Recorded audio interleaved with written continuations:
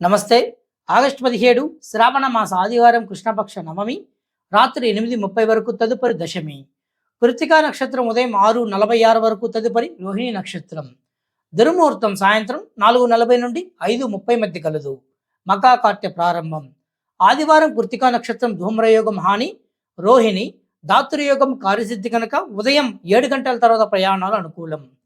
కృష్ణ భగవానుడు పూజలకు, స్తోత్రాలకు, భజనలకు, జపాలకు, కీర్తనలకు, ధ్యానాలకు, తపస్సులకు, దాన ధర్మాలకు, క్షేత్ర దర్శనాలకు లభ్యం కాడు.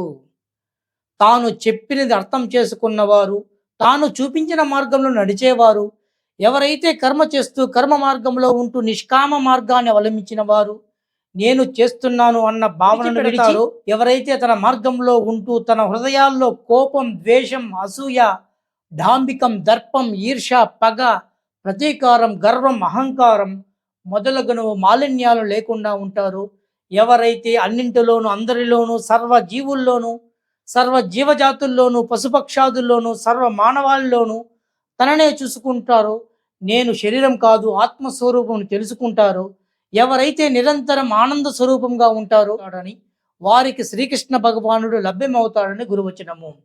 రవిసింహంలో ప్రవేశించడంతో సింహ కుంభరాశి వారు సూర్యారాధన చేయడం వలన చక్కటి ఆరోగ్యాన్ని పొందడమే కాకుండా అనుకున్న పనులు ముందుకు సాగుతాయి.